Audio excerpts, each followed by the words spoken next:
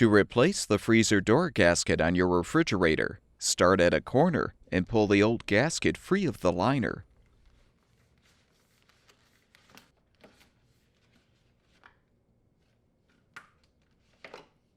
Before you install the new door gasket, you may need to lay it out on a flat, sturdy surface for up to 24 hours to help the gasket regain its original form.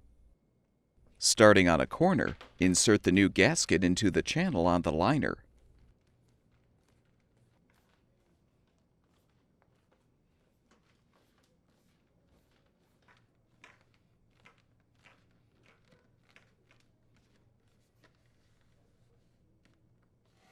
Keep in mind, you can use a hair dryer set on low to help remove any kinks from the material to ensure that the freezer door seals properly.